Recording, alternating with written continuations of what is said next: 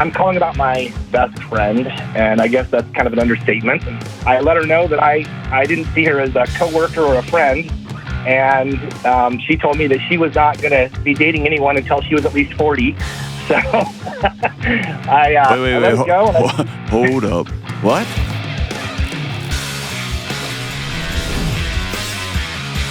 Yo, what's up? This is John with the Dr. John Delony Show.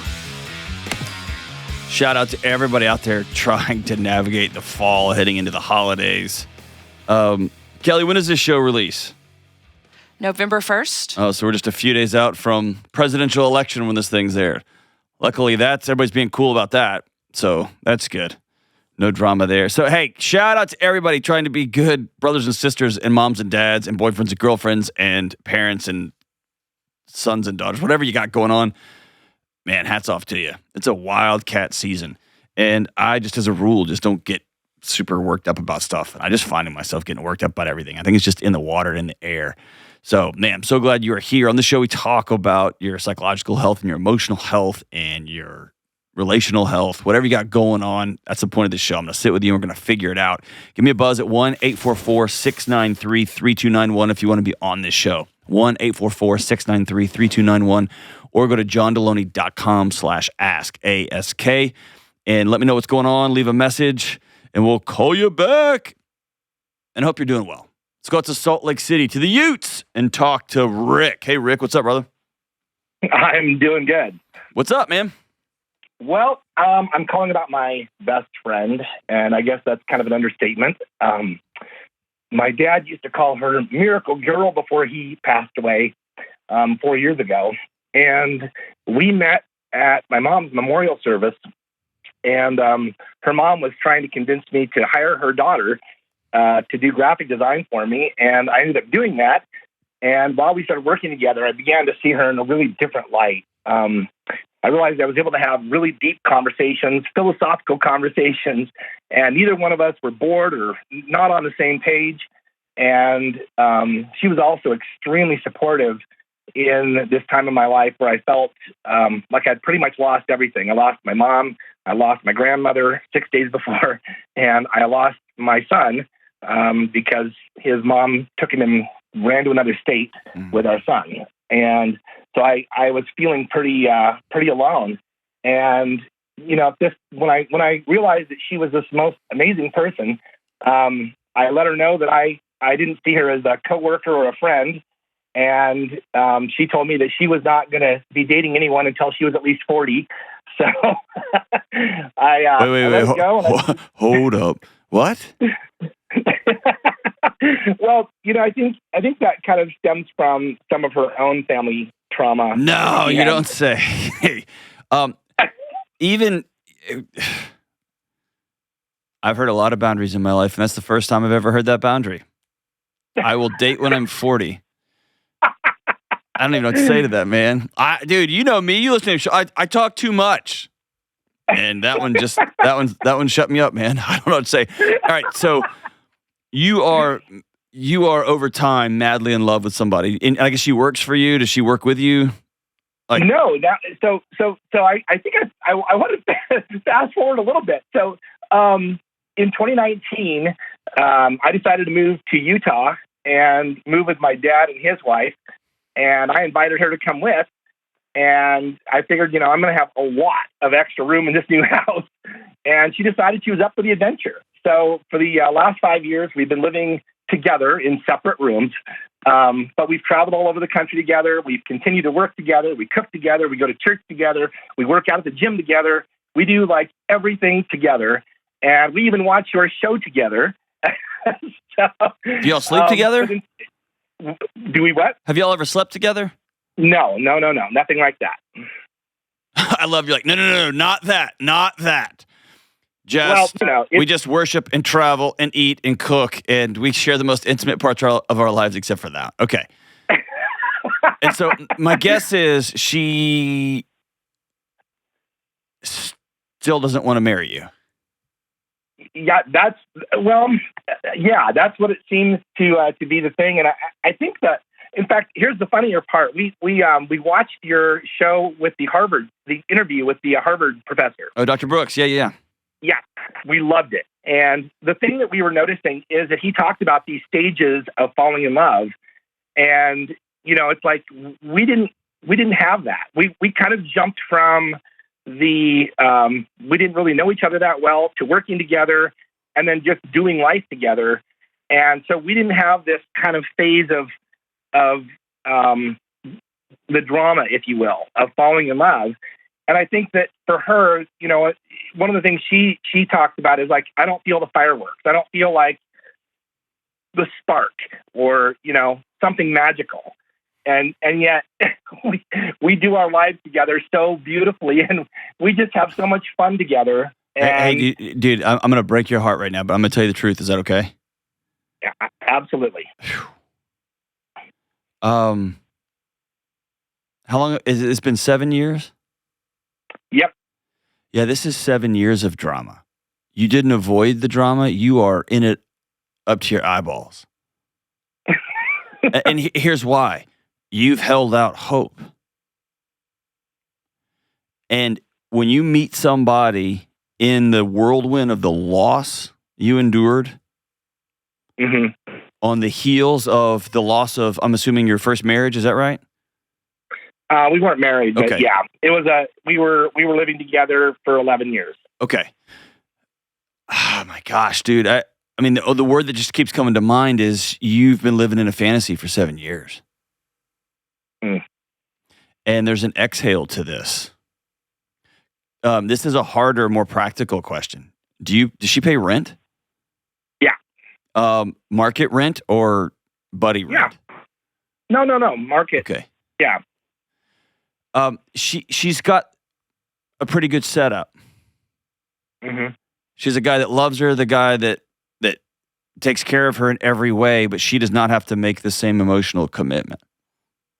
Right. And y'all are very, very close friends in that you do life together. Y'all are not close friends in that you keep burying a part of yourself in order to maintain proximity to this fantasy.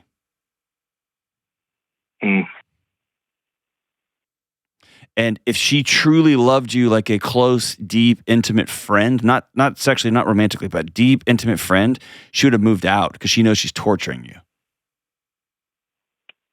And if you loved you as much as you love the idea of her, you would have said, hey, I need to sell this house. I need to find my own place. Or buy this house, but I need you to find your own place. Yeah. This is unhealthy for me. And I do want to have a deep, powerful, romantic relationship one day. And it's not going to be with you. I've got to move on with my life. I think the hard part for both of us is that we both value the relationship that we have very much, because neither one of us have ever met someone like the other, in that we don't have, like, she's never had somebody in her life that, has been the kind of person I've been in her life. And that also goes in reverse. I've never met anyone like her. And I think that's part of why this is such a struggle, is because it's like, I don't think either one of us wants to lose this thing that we have, but there's also this kind of, separation in terms of how each of us feel about each other. You want more, though. Right.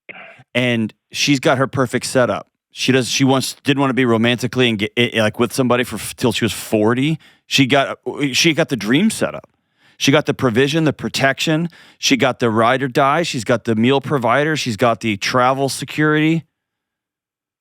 But she doesn't have to do the next more scary, terrifying thing, which is be vulnerably intimate with somebody.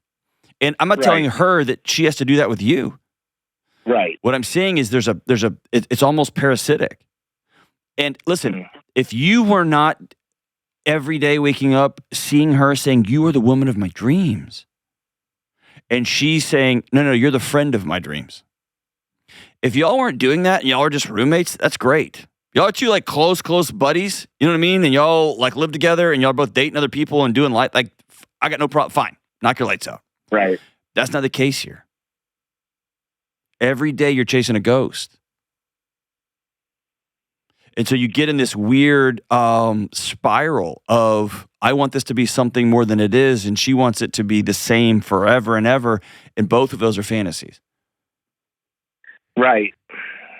Well, part of what, for me, like, what I've been trying to do is rather than play the game of demanding that she just automatically feel different, I've been working on me to say, hey, what do I have to do to be more attractive? I know, but you don't hear what you're saying. You don't hear what you're saying. She said no. She said no. It's not about you.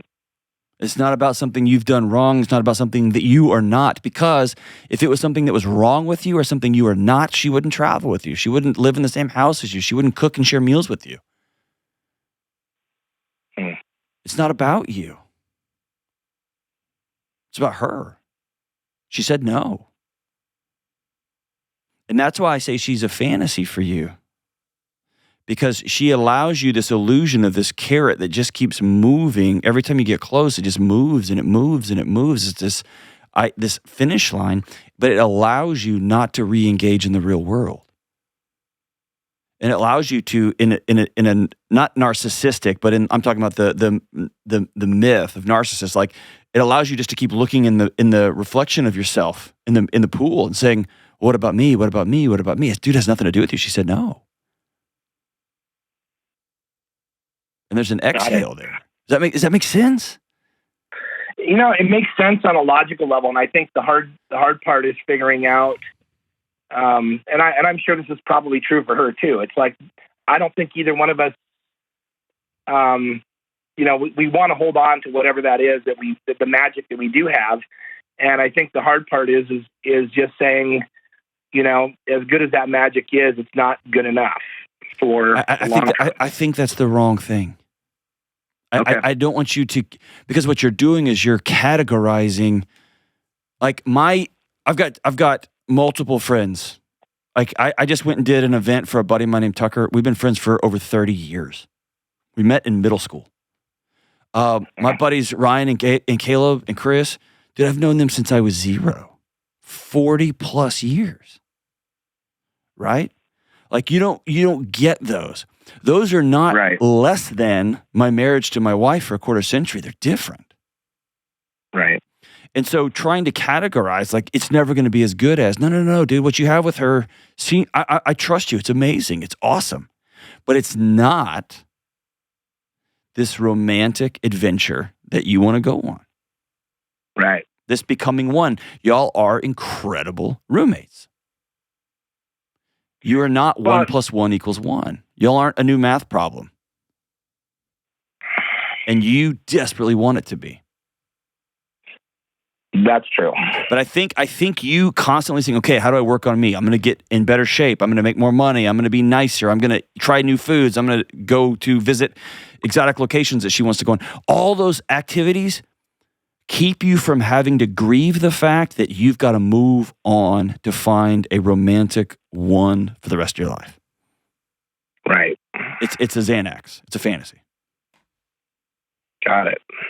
And y'all can still be amazing, close, wonderful friends. But you can't share a house, dude.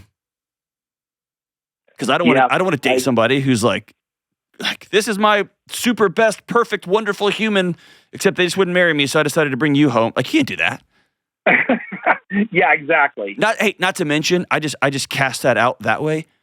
Not to mention you. Because every morning you wake up to have breakfast and you're playing theater. Right. Because I want to imagine that this would be us having breakfast.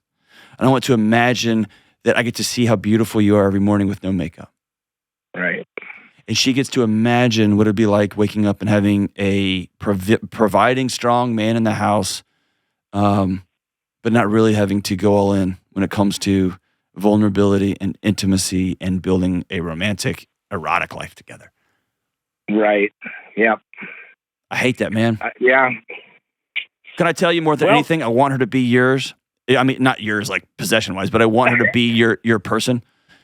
Right. And she's told you for 7 years it's not going to happen. Yeah. And ultimately, I would say keep being roommates, keep being best friends. I don't know that you can right now. Yeah. I think you're right. And that's it's really hard for me to have that, to make that admission, I guess. I know. You know where you got to spend some time? You got to spend some time with grief, brother. Yeah.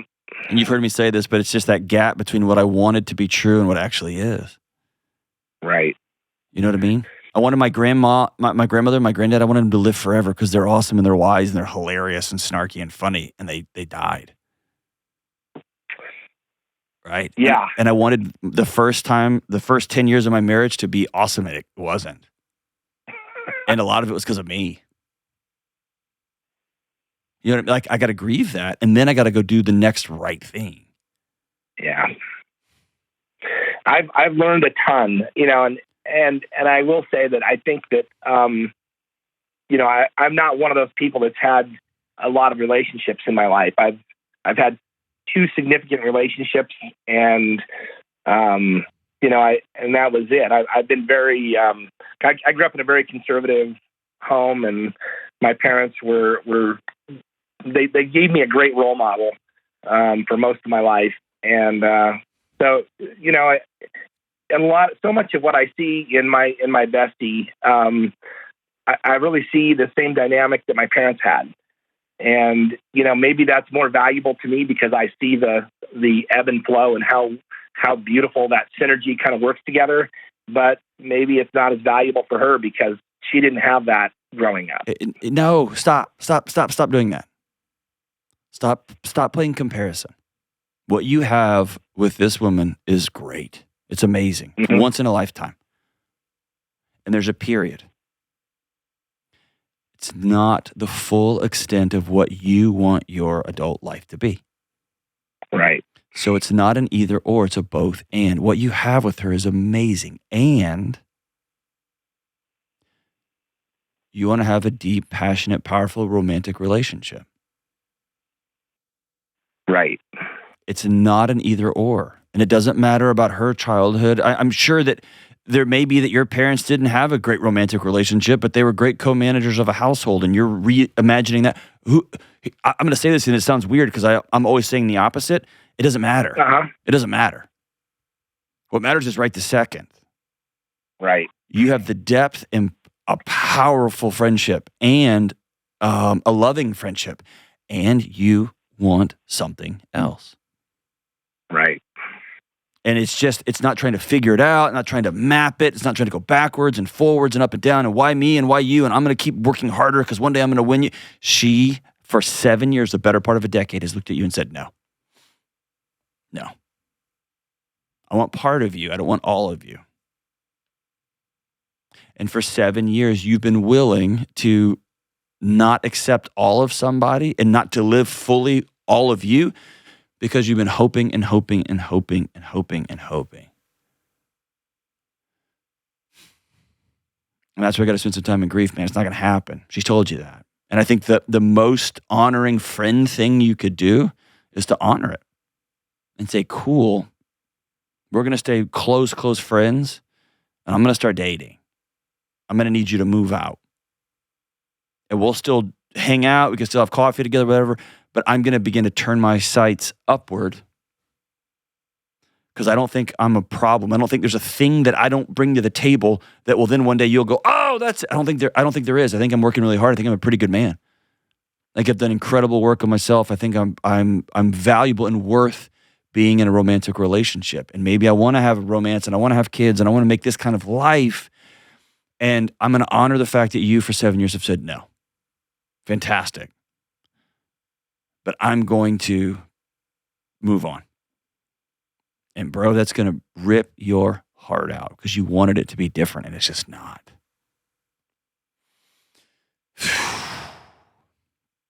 Sorry, man. Thanks for letting me honor you enough just to sit with you and tell you the truth. And man, she wants to call in. If she's a show listener, I'm happy for her to call in too. Y'all can both call in. But I'm really grateful that you let me sit with you for a few minutes. Here's your homework assignment. I want you to write a letter to your future wife, the woman you haven't met yet. not the fantasy that's your roommate, but I want you to write a letter to your future wife. Tell her you're coming for her.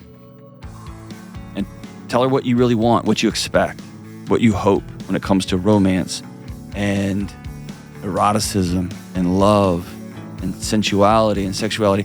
I want you to tell her, I'm coming for you. I'm going to come find you. And I'm going to take my head out of the mirror. I'm going to take my head out of the mirroring pool. I'm going to start looking up because I'm coming to find you.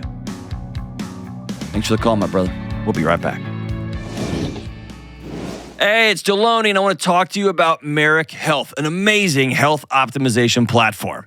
Merrick Health's coaching and treatment plans meet you where you are in your health and fitness journey, and they give you the next right steps to help you get where you want to go.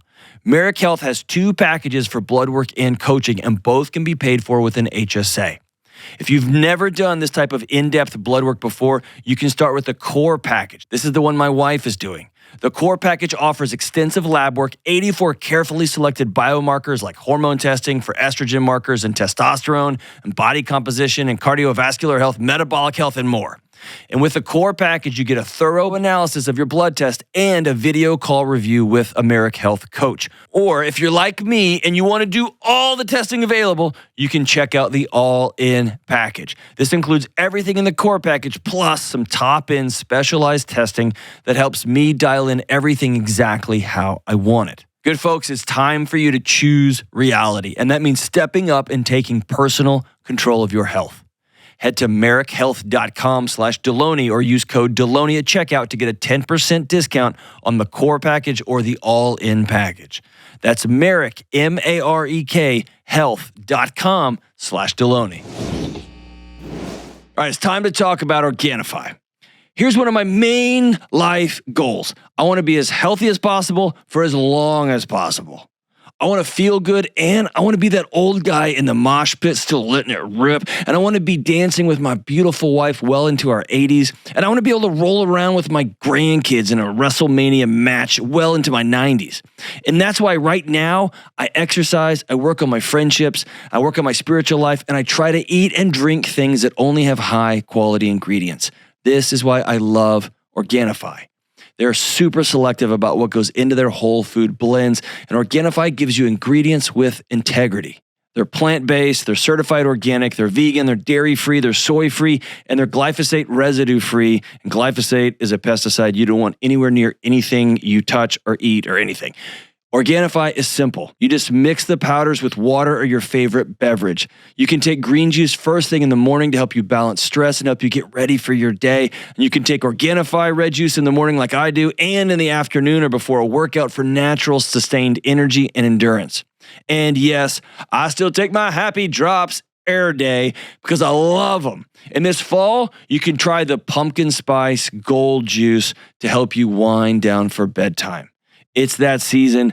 Go for it. I want you to go to Organifi.com/Delony right now to save 20% at checkout with code Delony. That's Organifi, ORGANIFI.com/Delony, or use code Delony at checkout for 20% off. All right, let's go to Tallahassee, Florida and talk to Callie. Hey, Callie, what's up? Hey, how are you doing? I'm doing fantastic. Thanks for taking my call. Of course. Thanks for calling. How can I help? I have a question about boundaries and my 13-year-old daughter. I want to know. Yeah, I think you've called the wrong show. You have to call Kelly. I'll give you her cell number. Okay, I'll you'll try. One day have a 13-year-old daughter, so let's practice on me first. I've got one in the chute. She's coming, and whoa. Yeah. So, all right, go for it. Her dad and I got a divorce when she was 6, and with that, coincidentally, it was because obviously boundaries were crossed. So we already have boundary struggles from the beginning with her. And she is the oldest. Let me clarify real quick. Boundaries, you called about boundaries with her, but then you just said boundaries were crossed. What did your husband do something? Yeah, he did. And so with her? No. But I do. I don't really know how to say this. We got divorced because I'm pretty sure he was grooming a 14-year-old, and I was like, no. Okay. So did he cheat on you, or you just saw the behaviors coming down? Okay. No, yeah, he did. That was like, it was a whole. That's another question time. Okay. Well, sure. it provides some context here, and I just want to right. make sure I've got all my ducks in a row. Okay. So Yes. husband's not a good man at all. And then y'all got a divorce when she was 6.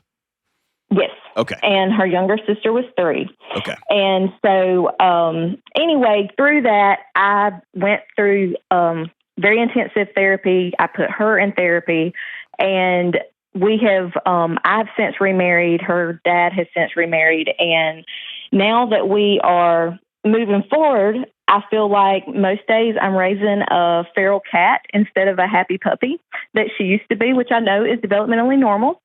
And I try to let natural consequences be the best teacher, and I'm trying. Well, she used to really hate's a strong word, but I felt like she hated me because she blamed me for a lot of things. Mm-hmm. But through her growing up and having the proper cognitive development that all the professionals kept telling me was coming just to hang on, and it finally showed up, and I was appreciative. She found the plot holes in the story and put things together on her own. And now we're really close. So just something simple like if me or her stepdad ask her, to do something like unload the dishwasher. That's her one job in the house all the time. Everybody in the house knows that's what she does. And you can be like, hey, go, in passing, just unload the dishwasher. And then I move on to the other 3 siblings in the house and, move on the day. And it's just still not done. And she's like, oh, I forgot. And then so I have to literally get her back in there and be like, okay, you've got to do this. And I'm like, in my mind, I'm going, she's 13. I don't understand. Like, you understand the words coming out of my mouth. Let's just use that as an example. Okay. Hey, you got one job, like your role. This house doesn't work without you. You got one job, and that's to empty the dishwasher. And the way you just described it to me is that her 13-year-oldness understands that if she doesn't empty the dishwasher, at some point, mom will come find her. And mom will take her in and say, you didn't do the dishwasher. I know you can hear me. Or like Chris Tucker, like, do you understand the words that are coming out of my mouth, right? And yes. like, you're going to do the dishwasher. And then she goes, and she empties the dishwasher. Is that fair? Yeah. Or you get frustrated and you just do it yourself because you're trying to clean the kitchen. I actually do not do that. Okay. It will sit there till she comes and does it. Okay. So I don't know. Maybe I should. This is a boundary question. But I feel like that's her one job. That's constant. I don't think she thinks that's her one job. I think she thinks her one job is to make sure mom is okay. And she knows how to do that. And this other thing is, whatever. I think she innately knows she has a deeper job, and that's to make sure that mom knows that she's okay. She thinks she has to protect me because her dad is really nasty when it comes to me, and she goes over there every other weekend. Why in the world? Why in bloody hell is she still going to that man's house? Because legally, I went to the authorities, and in the system that we live in, even what I have, they're like, yeah, that's creepy, but you can't do anything about it. The only thing that matters is what your nervous system communicates to her when y'all are together. And if you start to drive her over to dad's house, or your stepdad does, and she feels that car fill with electricity, what she is internalizing in her guts is, they're scared to death for me. A, they don't think I can handle this. And B, they're not okay. And 13-year-olds learn real quick how to make mom and dad feel okay. If they have to lie to them, if they have to, whatever. They understand it's my job. And when you come unhinged, when she doesn't do her one freaking job, which is so little responsibility for a 13-year-old, by the way. But if you come unglued or just, oh my gosh, you have one job. What she knows is this person is not stable, or as Dr. Kennedy calls, sturdy enough to anchor into. I'm going to find other things, other people, other whatever to anchor, even myself. I'll anchor into me. My relationship with my daughter and her behavior as a 6, 7, and 8-year-old, it transformed when I went to counseling. When I went and saw a trauma therapist and dealt with me. Because my 6-year-old and 5-year-old and 4-year-old and 8-year-old were trying to navigate a nuclear reactor inside my chest. And she couldn't do it. She's too small. She didn't have the strength to do that. So she tried to do it with defiance. She tried to do it with anger. She tried to do it with rage. She tried to do it any number of ways to get to her dad. But it was my issues. And so it's so weird when I tell parents in your situation who desperately love their kids, and you're doing all the right external things. You're giving the kid responsibility. You're not letting him talk back. You're having the right conversations. But the thing you're avoiding is dealing with that hole inside your chest. And that kid is trying to fill it all day, every day. So let's move her to the side for a second. Callie, how are you? Well, I thought I was okay, but it's because I've had to be. There you go. Get underneath the have to be. How are you? Probably tired would be the best word. Tell me about that. I am the anchor of my home for sure. What about your husband?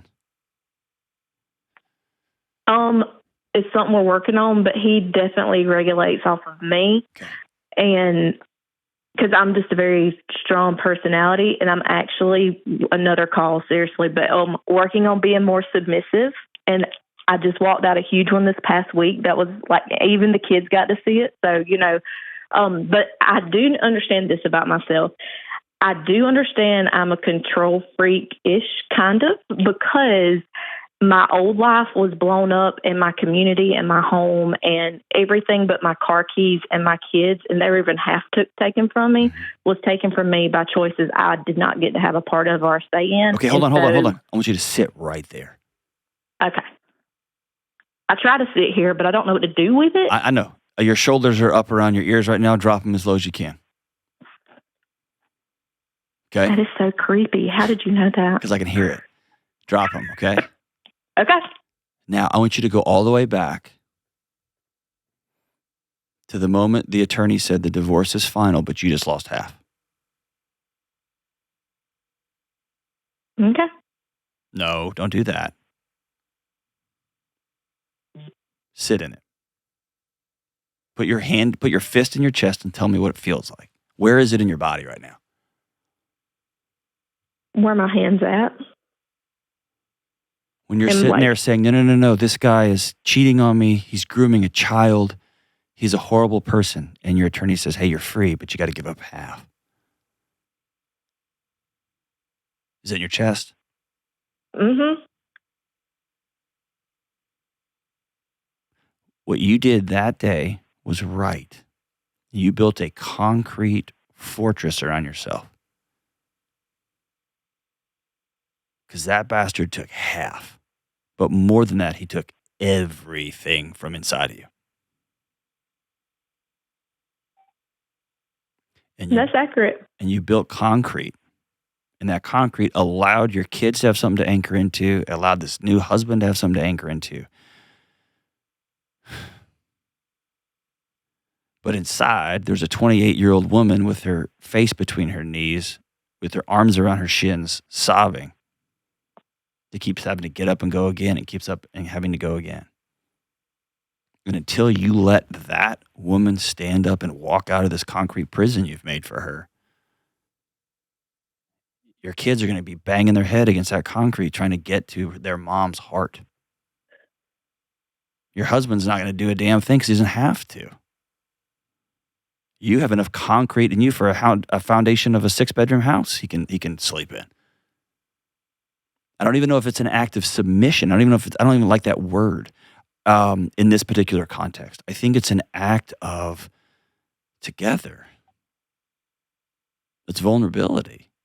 It's, hey, I got married again, and that means I give you the opportunity to hurt me again like that other guy did. Please don't.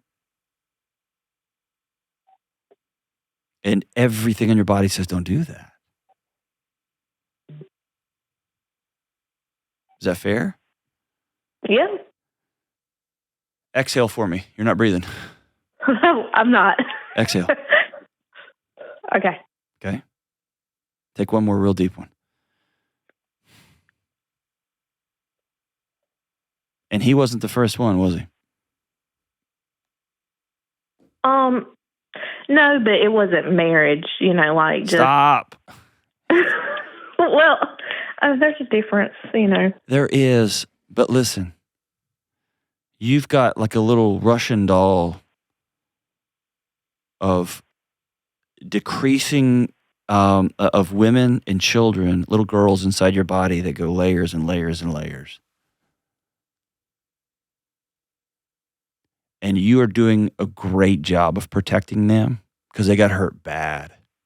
And you had bills to pay, you have mouths to feed. And you've done a great job protecting them. But that electricity, that's what your daughter feels.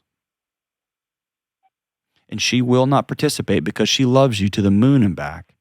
She will not participate in further hurting you. And you would think, well, then why don't you just empty the dishwasher? Some kids do. And that's why they say straight A's can be a trauma response too. Sometimes kids get exhausted and forget things and stumble over things and don't want to do things. They get exhausted trying to hold their moms and dads up because they love them too. And none of this, by the way, is conscious.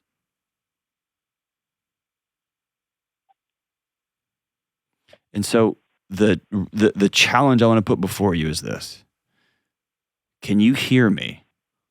Love and honor and cheer you right now for who you are and who you've become because you had to be. Okay. Okay? I'm proud of you. And you have a history of doing the next scary, courageous, brave, right thing, don't you? I would say so. I think so. And so I want you to see the next courageous, right, scary, hard thing is to begin freeing 6-year-old you and 14-year-old you and 22-year-old you. Let them go, man. And unwind that knot that's in your chest. Whew. And then you can get to emptying the dishwasher kind of stuff. I guess I just don't know how to unwind it because the only therapy I did have 6 months of intensive because the company that my ex worked for actually paid for it for me because it was such a bad situation. So I was very grateful for that. But then with the way insurance is working stuff, I'm paying out of pocket for both of those girls because I have 4 kids, but two are with my ex.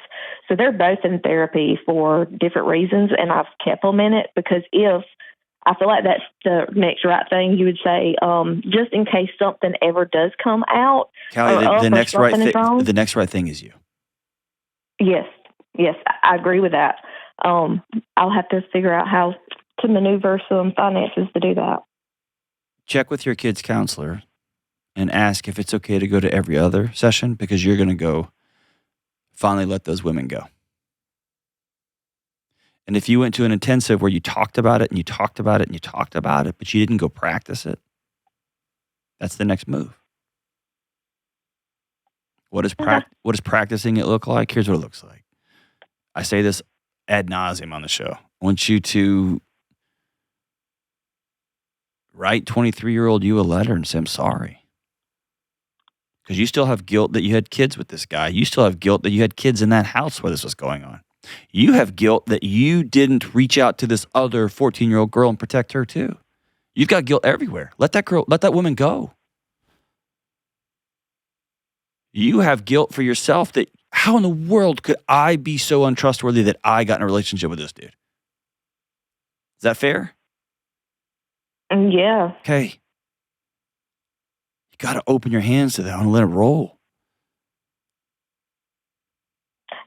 I think probably why I struggle with that so much is because seriously, it was almost like a midlife crisis, stuff started showing up that had never been seen before in our over decade marriage. And it was so bizarre and just so, it was a shock to everybody. And it was such a public ordeal. It was a very public situation. And it was just strange. And so I'm thankful she was younger. It was strange, but it was also shameful and embarrassing and infuriating. Yes. All those things. Yes, I went dark. Like I deleted everything, and I even come back with a different name so people can't find me. There you go. You know why? Because you had to. Go reclaim your name. Yeah. Go reclaim who you were. This is a call about empowerment. You're trying to figure out ways to submit. That's not what I want you to do. I want you to reach your hand out and metaphorically pull those women up and say, go. I want you to pour those little kids up and say, go.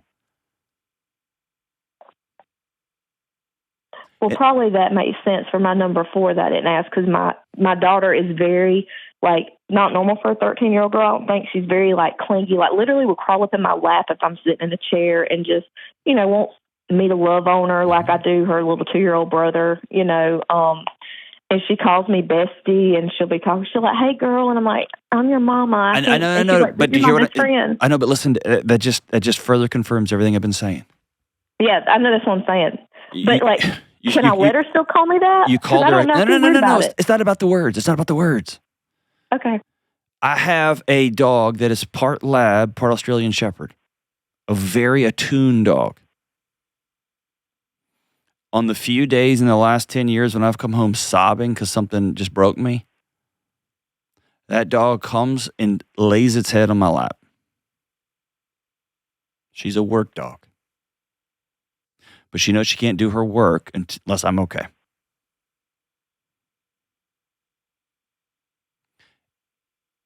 And we often think when a kid gets clingy that it's for them. Quit clinging, and sometimes that clinging is enmeshment. It's for us. And they learn I can turn the thermostat in this house down by getting close. There's a trauma response called fight, and there's one called freeze, and there's also one called fawn. I'm going to nuzzle really, really close. And sometimes it's sexual when there's like an abusive romantic partner, but kids can nuzzle up too. The safest place is right up close. Do you get what I'm saying? I do. Here's what I want you to hear me say. That 13-year-old little girl of yours knows that you're worth being loved too.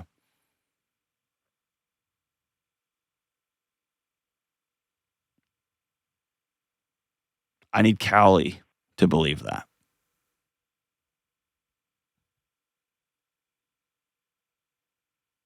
Like I say I do, but I'm like, well, am I living like I do? Because that's different. That's very, very different. You're exactly right. You got the right words. And that's where, moving forward, I want you to go figure out the money part. And I want you to say to your husband and say, I need you to go work a bunch of new Uber shifts. And you do take on some overtime because I'm going to go get well. And by the way, this is not forever. It's just not. But it is intense. And intensive is not just talking about it and talking about it. It is practicing with coherence breathing exercises. It's practicing with journaling. It's practicing getting in a room with other friends who are women and saying, here's what my body's doing this week. How are you guys? It's getting some sort of faith practice, getting some sort of exercise practice. It is going to meet with a physician if you need to. It's beginning to live out. It's writing letters to your younger selves and saying, hey, you're okay. This was never your fault. This is never your fault. Go be free. It's writing a letter to your future self and saying, hey, here's the home we're going to have. It's going to be warm and full of laughter and full of joy. And my kids are going to have a tough road because their dad was a terrible human being. It's just going to be tough. But they're always going to know that there's warmth and safety here. So that 18-year-old curls up in your lap because you feel safe, not because that's how they've figured out how to turn the energy in the room down.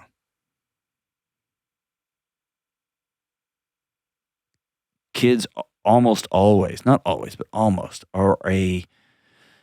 they absorb the tension in their homes. They absorb the tension in the closest adult relationships that they have. So if our kids are tuning forks, moms and dads, and this is me, I'm going first in line here. We got to look in the mirror and say, okay, I think I'm all right. I'm going to go sit down and start talking. I'm going to ask a friend. I'm going to ask a loved one. I'm going to ask people that I trust, adults, and say, do you feel it on me? And often they'll go, oh, yeah, totally. I'm going to go do that work.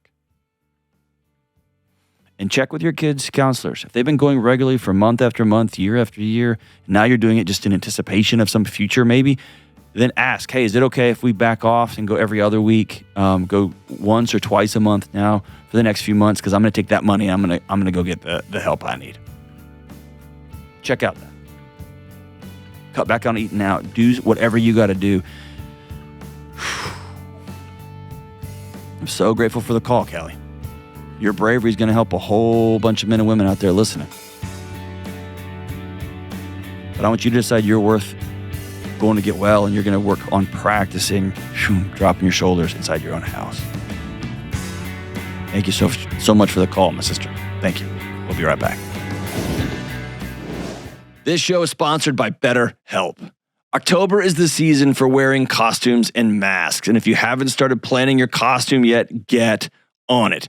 I'm pretty sure I'm going as Fight Club era Brad Pitt because we have the same upper body and same body fat percent, whatever. But listen, it's costume season, and let's be honest. A lot of us hide our true selves behind masks and costumes more often than we want to. We do this at work. We do this in social settings. We even do this around our own families. We even do this with ourselves. I have been there multiple times in my life, and it's the worst. If you feel like you are stuck hiding your true self, if you don't feel like you can live or know how to live an authentic life, I want you to consider talking with a therapist. Therapy is a place where you can learn to accept every part of yourself, and you can learn how to deal with reality, learn how to be honest with yourself, and learn how to take off the mask and the costume so you can live an honest, authentic life. Costumes and masks should be for Halloween parties, not for our emotions and our true selves. If you're considering therapy, try calling my friends at BetterHelp. BetterHelp is 100% online therapy. You can talk with your therapist anywhere, so it's convenient for just about any schedule. You just get online and you fill out a short survey and you get matched with a licensed therapist, and you can switch therapists at any time for no additional cost. Take off the costumes and take off the masks with BetterHelp. Visit BetterHelp.com/Delony to get 10% off your first month. That's BetterHelp, HELP.com/Delony. All right, let's go to, I was going to say Milwaukee, Wisconsin, and talk to Liz. Hey, Liz, what's up? Hey, John, I'm so excited to talk to you, and I'm nervous at the same time. I'm excited, and I'm also nervous. I want to do a good job. All right, so let's we'll jump together. Ready, go. Okay, sounds good. All right. So my question for you is, how do I determine if it's the right time for me to start looking for a new job? Do you want to get a new job? I got a couple. Yes, I do. Okay, stop. Just stop. That's it. Mm-hmm. Look for a new job. Does that make sense? Like, we put so much. Go ahead and talk, and then we'll loop back. Okay, well, so a couple things. So I've been at my job for 5 years. I like what I do. Okay. I'm 56 years old, but I'm becoming increasingly frustrated with my boss and the direction that he's taking the company. At the same time, I've been in therapy the last 2.5 years, healing lifelong anxiety, and just trying to determine, am I ready to, do something new, and maybe the stress that's involved with that. Yeah. As far as why I'm wanting to look for another job, or I guess what's frustrating me, I'm the head of the finance department, and I'm just getting frustrated with the lack of leadership that my boss has, and I'm seeing things that make me concerned for how long the company is going to be in existence. And, 5 years from now, I'm going to be 60 years old. And do I want to be looking for another job at that time? So part of healing from anxiety is a reclamation of the nerd word is autonomy, agency. Mm-hmm. I'm in the driver's seat of my own life.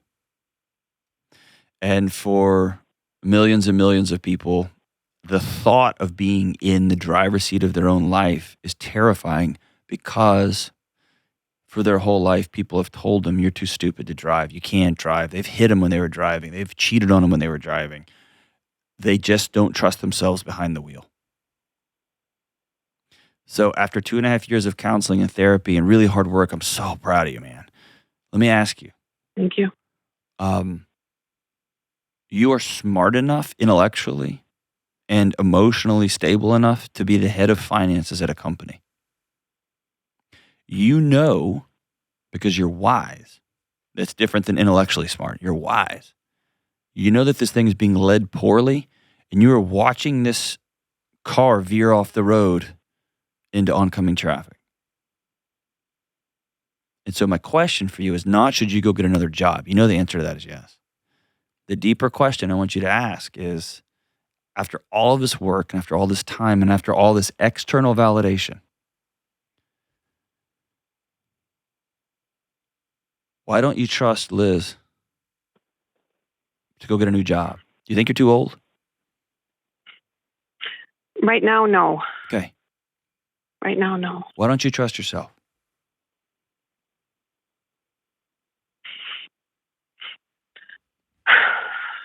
That's a great question. I thought I had it all figured out, but you just hit something. Probably all the reasons I'm in therapy. Okay. Your knuckleheaded can't lead boss, he trusts you. Yeah. The company that's fallen off a cliff, they trust you. The only person that doesn't trust you in this moment is you. Yeah. And I guess if you get nothing off this call, I think you're worthy of being trusted. I think you're trustworthy. Yeah, you're right. I'm looking for external reasons to make the decision. Well, you've already got them.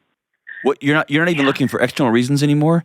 You're looking. I'm looking for you to tell me that. Well, I mean, that it's okay. But you're looking for reasons to discount you. That's what I'm interested in. Because you know that the numbers tell you, the leadership trajectory tells you. You know. Yeah. But every time you begin to feel that, oh my gosh, this company's going to go away, and I'm going to be 60 and unemployed. That's not a good position to be in. Mm-hmm. Or AI is taking over everything. Are they just going to replace me in 2 years with a robot who can run my reports for me? Like, you're smart, you know. Yet every time you raise one of those internal questions, or you see it, or you read about it, or you have a colleague who brings it up, the first thing your body does is shut you down because it doesn't trust you. Why?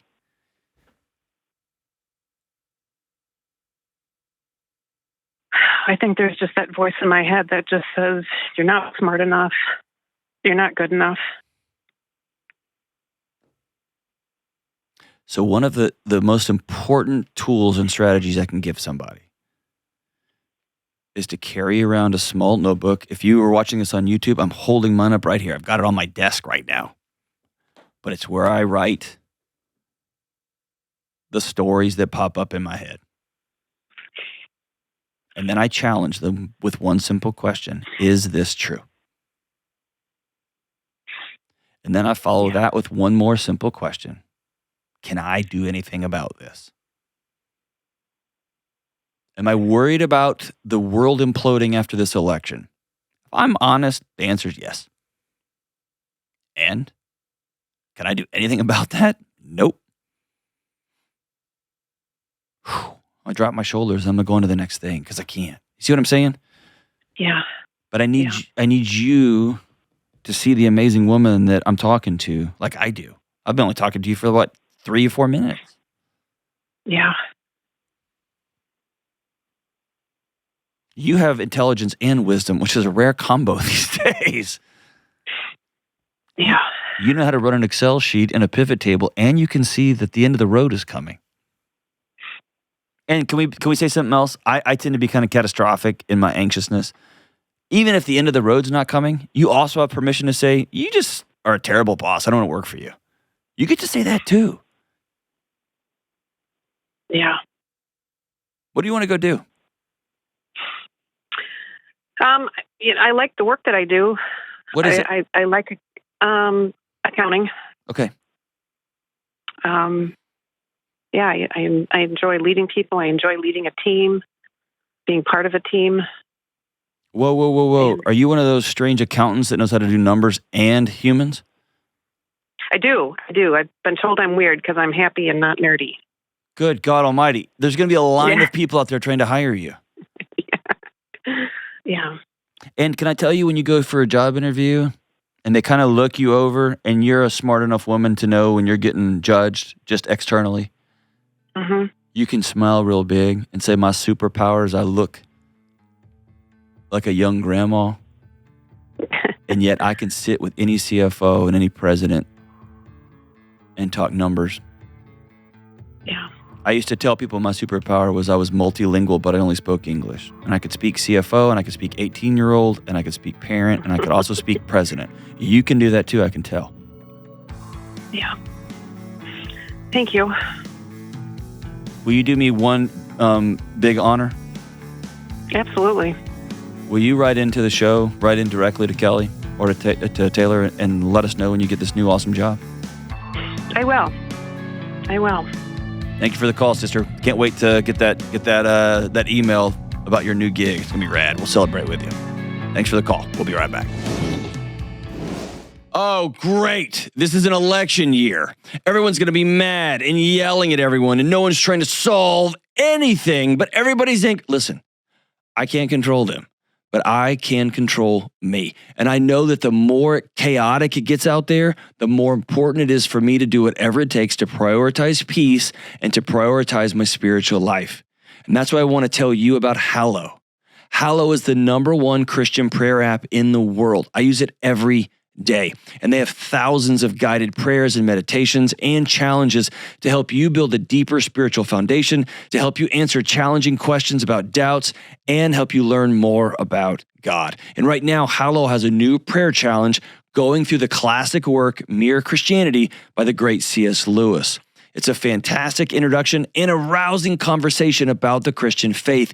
So if you're curious about Christianity, or you just want to better understand your faith, this is a great time to join. And it's also kind of cool that Bear Grylls, the survival guy, will be one of the guides of this challenge. And yes, thankfully, Hallow is going to have some special prayers and meditations to help us all get through the election season. Thank God, so look for that. I use Hallow every single day, and I want you to try it out. Download the Hallow app and head over to hallow.com to get 3 months for free. That's 3 free months at hallow.com/Delony. All right, we're back. Kelly, am I the problem? All right. So this is from Lacey, and she says, "Hi, John. Big shout out to you and your team for being awesome. I can't thank you enough for the invaluable support you guys provide through this show. #John for President, #Kelly for VP. That wouldn't go No great. interest in that whatsoever. That wouldn't be good. Nah. Anyway, politics aside. I'd be a great president. You wouldn't be a good VP because you would want to be president too. Yeah, you'd have to watch your back. Yeah. Yeah. Yeah, you'd have a lot of like late night meetings with the CIA that I wouldn't sleep well. I will say nothing more. Culpable deniability, I believe we call that. I know, and you've listened to way too many Yep. murder podcasts. They'll never find you. No. Yeah. Anywho, on with the email. Not in for this. Co-presidents, maybe. But, all right, go ahead. Okay. She says, I'm the only child of a single mom, and my whole life has been influenced by her, directly or indirectly. She's a bit of a quote-unquote gypsy, and I've observed a pattern of instability in her choices and behavior throughout the years. So this is kind of long, so I'm paraphrasing some of this. Reflecting on my upbringing, I've realized how much this dynamic has affected me. Every now and then, she likes to throw me a curveball, and I don't know how to handle, and here's one. She has decided to move to my city, and I feel like she expects me to help her get situated. My main issue with that is, despite having stability in the current place she's living, she's choosing to move to be close to me without having sufficient resources to support herself. I'm afraid that this situation will end as it has done several times in the past, with her relocating if things don't go as planned. For this reason, I have explicitly communicated to her that I will only provide moral support and cannot assist her with housing, job, or her financial needs. She is hurt by my lack of support and, frankly, my disinterest in her plans. Now I can't shake the guilt because she's in her 60s and, despite being in good health, really could use some assistance. Am I the problem for being reluctant to help my mom?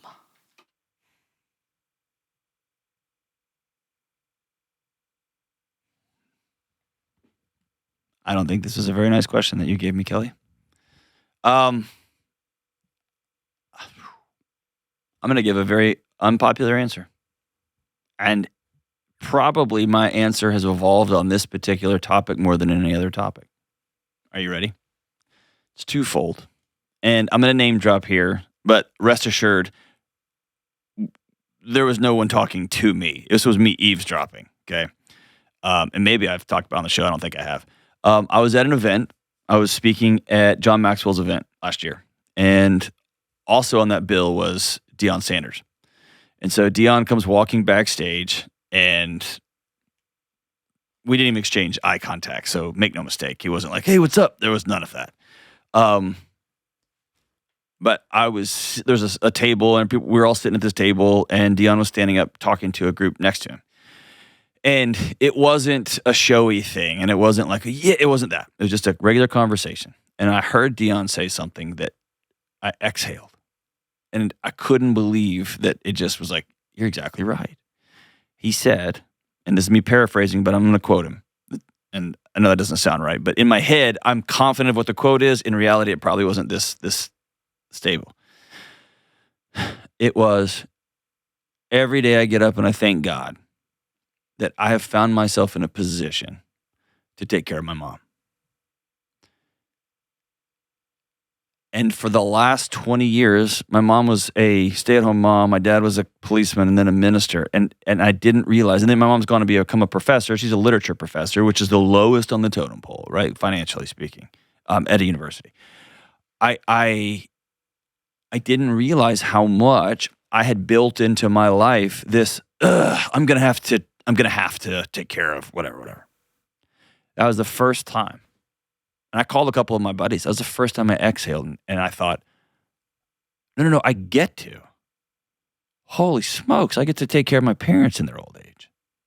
Now, taking care of them doesn't mean that I cater to every whim. And that doesn't mean that I put myself at risk by taking out loans I can't afford and propping up lifestyles that aren't real. Like, that's not what I'm saying at all. But there's an exhale like, no, I'm going to help. I'll help out. We'll see if we can figure this thing out. And I have to say, no, I can't afford this particular home, or you can't move in here because I only have this many. My mom has a dog that she just loves. And I have 3 dogs, and they're inside now in our new house. And I said, hey, when you come stay, you can't bring a 4th. I can't. It's too much. And she's like, well, I love my dog. And I was like, I know, but I can't. So the boundaries are okay. But that boundary came after an invitation. I hope you'll come and stay as long as you want. And it goes back to that conversation I heard Mr. Sanders say, like, no, I get to. And so my challenge would be to a kid who's been run over and over, what does it look like to say, no, I get to, and reframe it that way? And I know that is an unpopular sentiment, like, they didn't plan that. I know, but that's my mom. That's my dad. And so it's more about, okay, I get to. I've had a successful run in business, et cetera, et cetera. So what does that mean? And what are the boundaries I got to draw there? You might end up in the same place. Drawing boundaries, I just can't help you. It sounded like in that call, I'm tired of helping. I'm tired of showing up. I'm tired of these things, and I don't want to do it anymore. And then I would challenge that attitude. That's your mom. Keep showing back up, even when it's hard. And doesn't mean you have to pay for everything. But that's what I got to say about that right now. And I might change my mind on that in 6 months, but that's where I'm at right now. It's hard, and it's frustrating, and it's challenging. And it's your mom. And maybe you're one of the fortunate ones that get to have the opportunity to help. Maybe just something to think about. I can just imagine people listening to their podcast right now just being like, you suck, nah! I'm just kind of over the throw everything away because mom and dad didn't do it perfectly. I'm just kind of done with that. I want my kids to be kids that have grace for me. Because God knows their list is going to be real long. Real long. Love you guys. Bye.